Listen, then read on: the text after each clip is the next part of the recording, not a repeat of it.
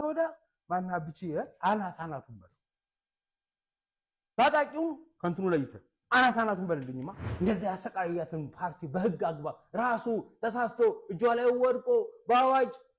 ወፈለም ብላ ሰረዘችው እግዚኦ ማረነ ክርስቶስ ጀስቲስ አልኳለ ፍትህ ማለት ይሄ ነው በቃ ዘረኝነት መሰረት ብዝበዛ ነው ኢኮኖሚ ብዝበዛ ነው እሺ እሱን ምን ቆቀመው በኢኮኖሚ ነው ብለው ምን አሉግ ምን እንዳረጉ ተቀልቦ ማቀም ይጣሉ ወዮ ወንድ እኮ ናቸው ጃርፎ እኮ በእናት ለስልጣኔ ያልደረሰም የሰለጠነ ማህበረሰብ ነው በህግ የሚገዛው የሰለጠነ ማህበረሰብ ነው በህግ ፊት እኩል ነው ተብሎ የሚዳኘው ጀነራል ምሸት ከማናችን ይሻል ነዋቸው ያቃቸዋል አብራቸው ኖሮ አይቷቸው ሰርችቶት እንደማይድኑ አውቆ እሺ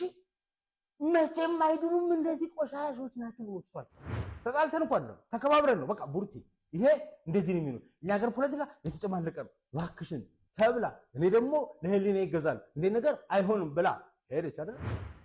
አገኘና ዛሬ ምን አፈላ ወያኔ ይድናል ብለህ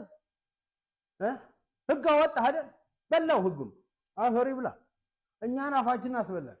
ሰማ ካለም ተነጥሏል ስምንቱ አምባሳደሮች ሄደው አርፈው ተቀምጠሻላል ብለውታል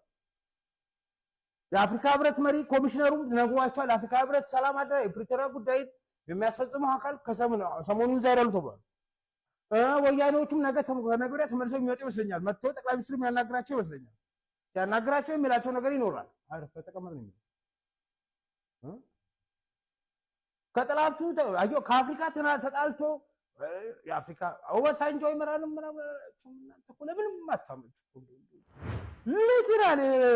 ንጉሱ ንግግር ዘፈን አርጎት ይሄው ዛሬ ድረስ እንደምነው ይሄ በጣም ይገርመኛል